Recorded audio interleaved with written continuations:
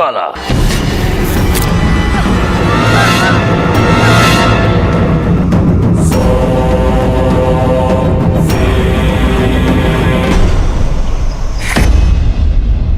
ಇದೇನಪ್ಪ ಇದು?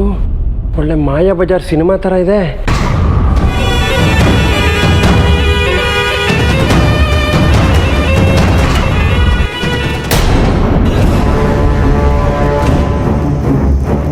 ಈಗ ಮನೆಯವರೆಲ್ಲ ಒಬ್ಬೊಬ್ಬರಾಗಿ ಬಂದು ಈ ಮಂಡಲದಲ್ಲಿ ನಿಂತ್ಕೊಳ್ಳಿ.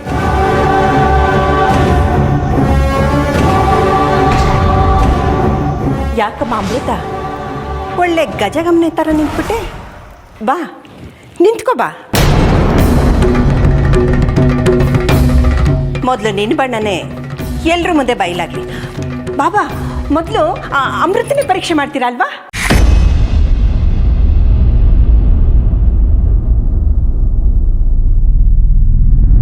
ಇಲ್ಲ,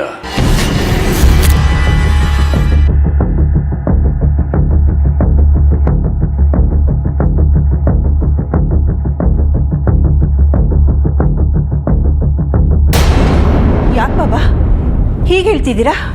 ಯಾರನ್ನ ಯಾವಾಗ ಪರೀಕ್ಷೆ ಮಾಡಬೇಕು ಅನ್ನೋದು ನನಗೆ ಸ್ಪಷ್ಟವಾಗಿ ಗೊತ್ತಿದೆ ತಾಯಿ.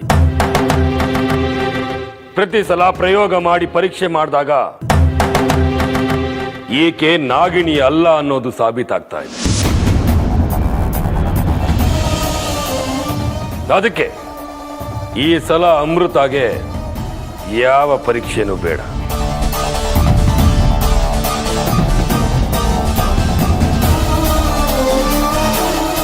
ಇನ್ನೊಂದು ಸಲ ಶಕ್ತಿಶಾಲಿಯಾದ ಪ್ರಯೋಗ ಮಾಡ್ತೀನಿ.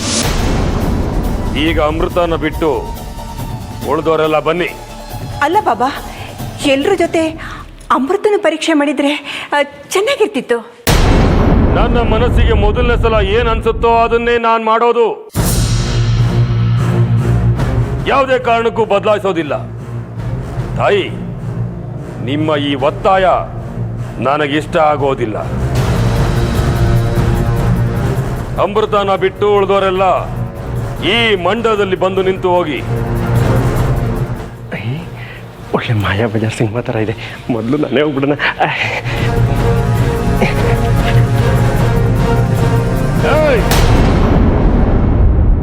ನೀನು ಈ ಮನೆಯವನಲ್ಲ. ಕಡೆ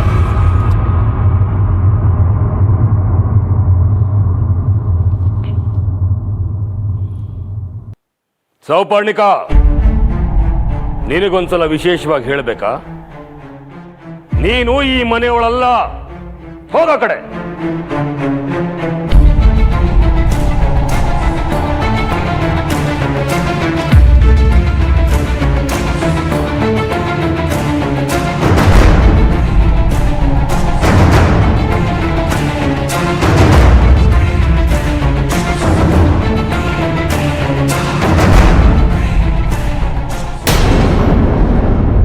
ಅರ್ಜುನ,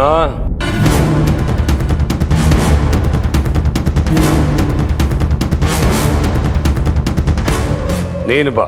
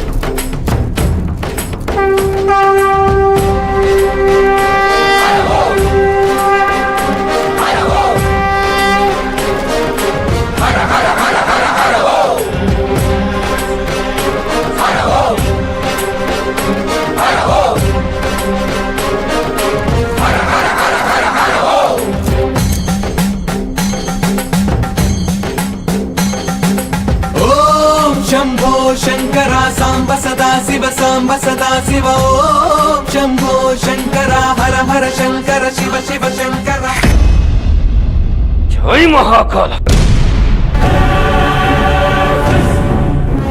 ಬಾಬಾ ಬಾಬಾ ನಿಂತ್ಕೊಳ್ಳಿ ಬಾಬಾ.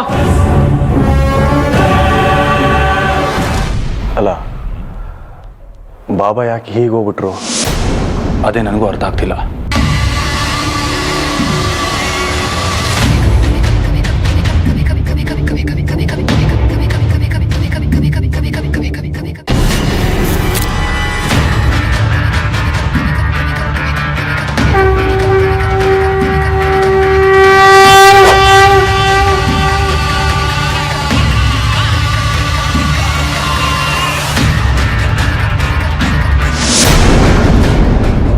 ಬಾಬಾ ಯಾಕೆ ಏನು ಹೇಳ್ದೆ ಕೇಳ್ದೆ ಹೀಗೆ ಬಂದ್ಬಿಟ್ರೆ? ಅಲ್ಲ ಏನು ಹೇಳಿದೆ ಈಗ ಸುಮ್ಮನೆ ನಿಂತ್ಬಿಟ್ರೆ ಏನಾಗಿದೆ ಅಂತ ಅರ್ಥ ಆಗ್ಬೇಕು ಬಾಬಾ ನಮಗೆ. ಏನಾದರೂ ಹೇಳಿ. ಅರ್ಜುನ್ ಒಳಗೆ ನಾಗಮಣಿ ಇದೆ.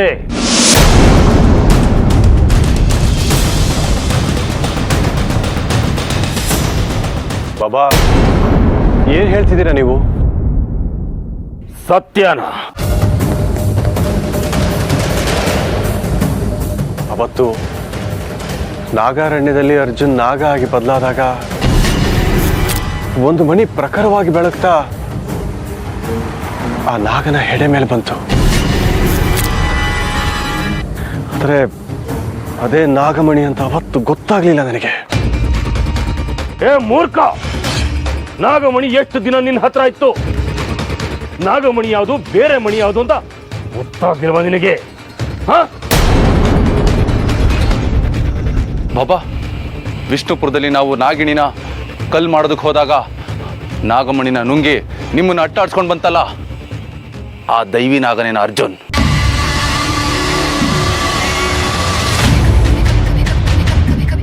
ನೀನ್ ಹೇಳ್ತಾ ಇರೋ ಸತ್ಯ.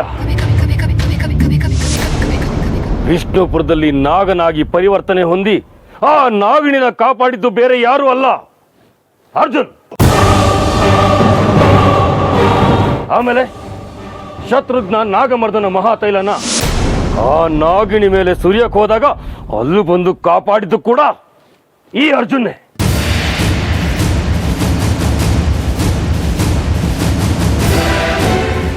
ನೀವು ಹೇಳಿದ್ದು, ನಾನು ಹೇಳಿದ್ದು, ನಾನು ನೋಡಿದ್ದು ಎಲ್ಲ ಸತ್ಯ ಬಾಬಾ. ಆದರೆ ನನಗೊಂದು ಅರ್ಥ ಆಗ್ತಾ ಇಲ್ಲ. ಈ ಅರ್ಜುನ್ನು ಹೇಗೆ ನಾಗಾಗಿ ಬದಲಾದ? ಇಷ್ಟು ಶಕ್ತಿ ಅವನಿಗೆ ಹೇಗೆ ಬರೋದಕ್ಕೆ ಸಾಧ್ಯ ಅನ್ನೋದು ನನಗೆ ಗೊತ್ತಾಗ್ತಾ ಇಲ್ಲ ಬಾಬಾ. ಏಯ್, ಪೆದ್ದನ್ ಥರ ಮಾತಾಡ್ಬೇಡ. ನನಗೂ ಅವನಿಗೂ ಏನೋ ಸಂಬಂಧ. ಇದು ನೆನಪಿರಲಿ ನಿನಗೆ. ಅಷ್ಟೇ ಅಲ್ಲ, ಆ ಮುದುಕಿ ಕೂಡ ನಮ್ಮ ಸ್ವಂತ ತಾಯಿ ಅಲ್ಲ ಅನ್ನೋದು ನೆನಪಿದೆ ತಾನೆ? ಇದೆ. ಅರ್ಜುನ್ ನಾಗ ಅಂತ ಗೊತ್ತಿದ್ದು ತ್ರಿವೇಣಿ ಅವನನ್ನ ನಮ್ಮ ಮನೆಗೆ ಕರ್ಕೊಂಡು ಬಂದ್ಲ ಅನ್ನೋ ಸಂದೇಹ ನನ್ನನ್ನು ಕಾಡ್ತಾ ಇದೆ. ನಮಗೆ ಕರ್ಣ ಇದ್ರು ಇವನನ್ನ ನಮ್ಮ ಮಗನಿಗಿಂತ ಹೆಚ್ಚಾಗಿ ಬೆಳೆಸಿದ್ವಿ. ಆದರೆ ಮುಂದೆ ಒಂದು ದಿನ ಇವನೇ ನಮಗೆ ಶತ್ರು ಆಗ್ತಾನೆ, ನನ್ನನ್ನು ಕೊಲ್ಲೋದಕ್ಕೆ ನಿಲ್ತಾನೆ ಅಂತ ಗೊತ್ತಿದ್ರೆ ಅವತ್ತೇ ಇವನ ಕಥೆನ ಮುಗಿಸ್ಬಿಡ್ತಾ ಇದ್ದೆ. ದೊಡ್ಡ ಶಿಖಾಮಣಿಗಳ ಥರ ಯೋಚನೆ ಮಾಡೋದನ್ನ ಬಿಟ್ಟು ಬಿಡಿ. ಹಿಂದೆ ಏನಾಯ್ತು ಅಂತ ಯೋಚನೆ ಮಾಡೋದಲ್ಲ ಈ ಸಮಯ, ಮುಂದೆ ಏನು ಮಾಡಬೇಕು ಅಂತ ಯೋಚನೆ ಮಾಡೋ ಸಮಯ. ನಾಗಮಣಿ ಅವನಲ್ಲೇ ಇರೋದ್ರಿಂದ ಯಾವಾಗ ಏನು ಬೇಕಾದರೂ ಆಗಬಹುದು. ಮೊದಲು ಅವನಿಂದ ಆ ನಾಗಮಣಿನ ಹೊರಗೆ ತೆಗಿ. ಹೌದು ಬಾಬಾ, ನೀವು ಹೇಳ್ತಿರೋದು ನಿಜ. ನಾಗಮಣಿ ಅವನ ಒಳಗಡೆ ಇರೋದ್ರಿಂದಾನೇ ಅವನಿಗೆ ಅಷ್ಟು ಶಕ್ತಿ ಬಂದಿರೋದು. ಅದನ್ನು ಹೊರಗಡೆ ತೆಗೆದ್ರೆ ಅವನು ಮಾಮೂಲಿ ಹಾವಷ್ಟೇ. ಹೌದು ಬಾಬಾ, ಅವನೊಬ್ಬ ಮಾಮೂಲಿ ಹಾವು ಅಷ್ಟೇ. ಅವನನ್ನು ಮುಗಿಸೋದು ಅಷ್ಟು ಕಷ್ಟ ಅಲ್ಲ.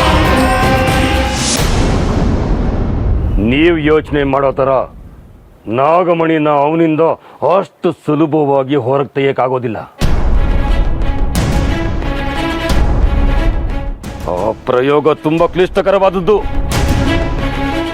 ಹಾಗೆ ಕಷ್ಟಕರವಾದ ಈ ಪ್ರಯೋಗದ ಹೆಸರು ಅಘೋರ ನಾಗ ವಶೀಕರಣ. ಈ ಪ್ರಯೋಗದಲ್ಲಿ ಅರ್ಜುನ್ ಪ್ರಾಣ ಹೋದ್ರೂ ಹೋಗಬಹುದು. ಶತ್ರುಗಳು ಸತ್ತರೆ ಸಂಭ್ರಮಿಸಬೇಕೆ ಹೊರತು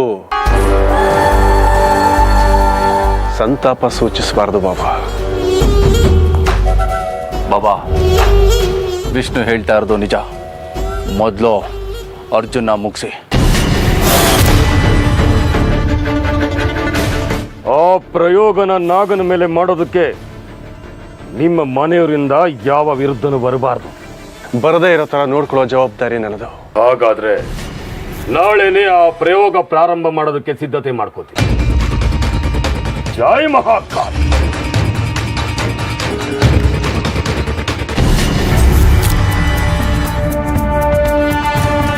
ಏ ಅರ್ಜುನ್, ಅವತ್ತು ನಾಗಾರಣ್ಯದಲ್ಲಿ ನನ್ನ ಕೈಯಿಂದ ತಪ್ಪಿಸ್ಕೊಂಡೆ ಅಲ್ವಾ?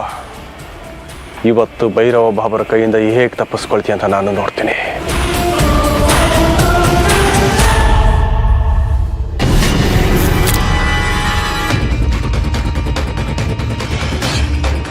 ಜೈ ಮಹಾಕಾಲ. ನಾನು ಅಘೋರ ನಾಗ ವಶೀಕರಣ ಮಂತ್ರದಿಂದ ಅರ್ಜುನ್ ಒಳಗಿರೋ ನಾಗಮಣಿನ ಹೊರಗೆ ತೆಗಿತೀನಿ.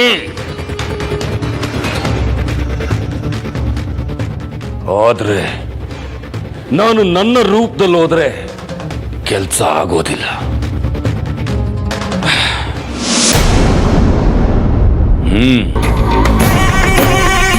ವಿಷ್ಣು ಮನೆಯವರಿಗೆ ಶಾಸ್ತ್ರಿಗಳು ಅಂದ್ರೆ ನಡೆದಾಡೋ ದೇವರು. ಆ ಶಾಸ್ತ್ರಿ ರೂಪದಲ್ಲೇ ಹೋಗ್ತೀನಿ. ಜೈ ಮಹಾಕಾಲ್.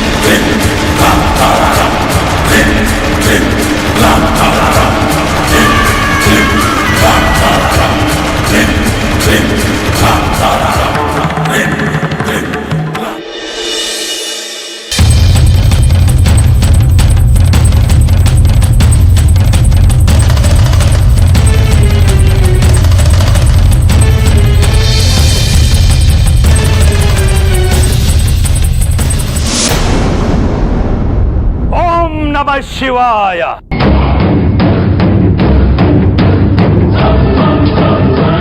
ಓಂ ನಮಃ ಶಿವಾಯ.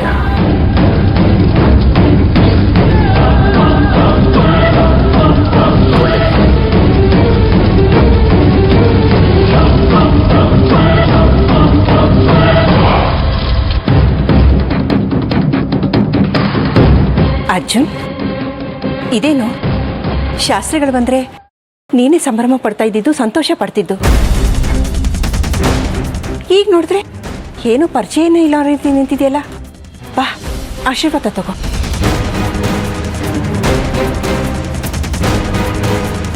ನಿನಗೆ ಹೇಳ್ತಾ ಇರೋದು, ಮನೆಗೆ ಹಿರಿಯರು ಬಂದ್ರೆ ಅವ್ರನ್ನ ಅಗೌರವದಿಂದ ನೋಡಬಾರ್ದು.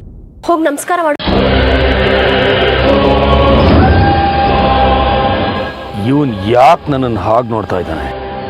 ಒಂದು ವೇಳೆ ನಾನೇ ಭೈರವ ಅನ್ನೋದು ಗೊತ್ತಾಗಿರ್ಬೋದಾ? ಸಾಧ್ಯನೇ ಇಲ್ಲ. ನನ್ನ ಮಾಯಾಶಕ್ತಿ ಮುಂದೆ ಅವನ ಶಕ್ತಿ ತೃಣಕ್ಕೆ ಸಮಾನ. ಅರ್ಜುನ್, ನಿನಗೆ ಹೇಳ್ತಾ ಇರೋದು, ಬಂದು ನಮಸ್ಕಾರ ಮಾಡು.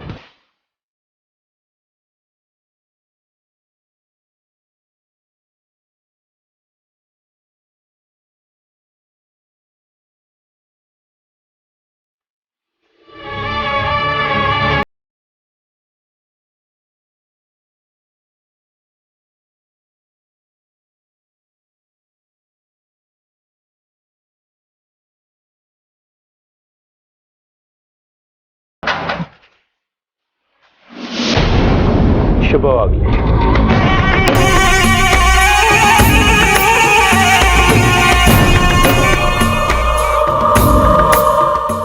ಶಾಸ್ತ್ರಿಗಳೇ, ಇದ್ದಕ್ಕಿದ್ದ ಹಾಗೆ ನೀವು ನಮ್ಮನೆ ಕಡೆ ಯಾವಾಗ ಎಲ್ಲಿಗೆ ಹೋಗಬೇಕು ಅಂತ ಆ ಶಿವನಿಂದ ಪ್ರೇರಣೆ ಆಗುತ್ತೋ ಆವಾಗ ನಾವಾಗೇ ಅಲ್ಲಿಗೆ ಹೋಗ್ತೀವಿ. ಹೊರಗೆ ನಿಂತು ಮಾತಾಡ್ತಾ ಇದ್ದೀರಲ್ಲ, ಒಳಗೆ ಬನ್ನಿ. ಬನ್ನಿ. ನಡಿ.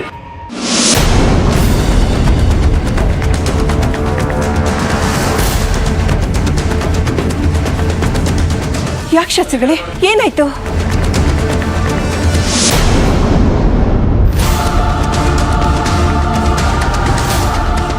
ಕ್ಷುದ್ರ ಶಕ್ತಿಯ ಔಪಾಸಕರು ಯಾರೋ ಬಂದು ಹೋಗಿರೋ ಹಾಗಿದೆ. ಹೌದು, ನಿನ್ನೆ ನಮ್ಮ ಮನೆಗೆ ಭೈರವ್ ಬಾಬಾ ಬಂದಿದ್ರು. ಅದರಿಂದ ಏನಾಯ್ತು? ಈ ಮನೆ ಮೇಲೆ ಕ್ಷುದ್ರ ಶಕ್ತಿಯ ಪ್ರಯೋಗ ಆಗಿದೆ. ಏನ್ ಹೇಳ್ತಾ ಇದ್ದೀರಾ ಶಾಸ್ತ್ರಿಗಳೇ? ಹೌದು ತಾಯಿ, ನಾನು ಹೇಳ್ತಾ ಇರೋ ಸತ್ಯ. ಅಂದ್ರೆ ಯಾರ ಮೇಲೆ ಶಾಸ್ತ್ರಿಗಳೇ? ಇನ್ಯಾರ ಮೇಲೂ ಅಲ್ಲ, ನಿಮ್ಮ ಮನೆಯ ಮಗ ಅರ್ಜುನ ಮೇಲೆ ಕ್ಷುದ್ರ ಶಕ್ತಿಯ ಪ್ರಯೋಗ ಆಗಿದೆ.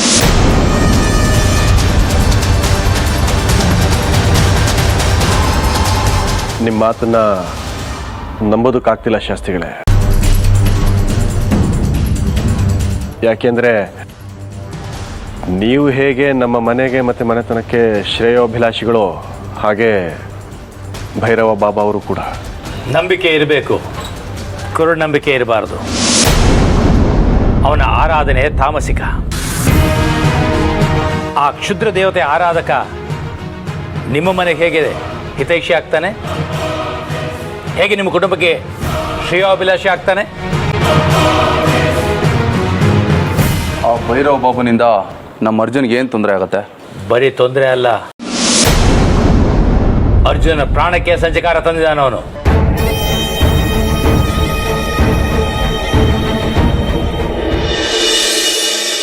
ಅರ್ಜುನ್ ಪ್ರಾಣಕ್ಕೆ ಸಂಚಕಾರ ಇದೆ ಅಂತ ತಾವು ಹೇಳಿದ್ಮೇಲೆ ನನ್ನಿದೆ ಹೊಡ್ಕೊಳ್ತಾ ಇದೆ.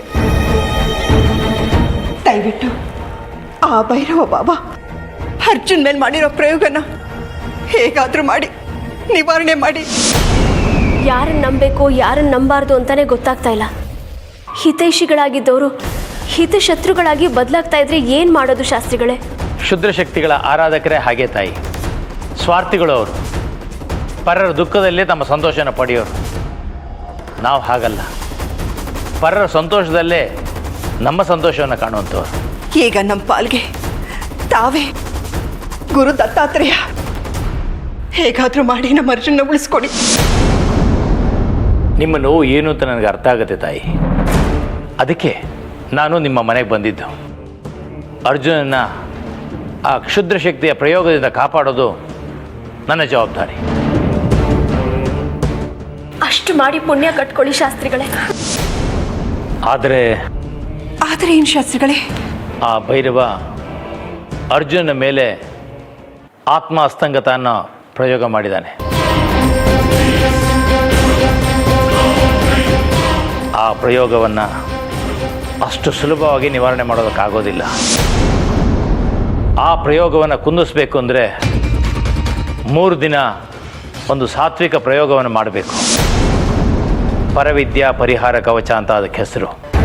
ನಾನು ಈ ಪ್ರಯೋಗ ಮಾಡುವಾಗ ಅದ್ಯಾಕೆ ಇದು ಏನು ಅಂತ ಕೇಳಬಾರ್ದು. ಇಲ್ಲ, ನಾವ್ಯಾರು ಏನೂ ಕೇಳೋದಿಲ್ಲ. ಹಾಗಾದರೆ ನಾನು ಈ ಕ್ಷಣದಿಂದನೇ ಪೂಜೆ ಪ್ರಯೋಗ ಶುರು ಮಾಡ್ತೀನಿ. ಮೊದಲು ಅರ್ಜುನ ಹೋಗಿ ಶುದ್ಧಿಯಾಗಿ ಬರಲಿ.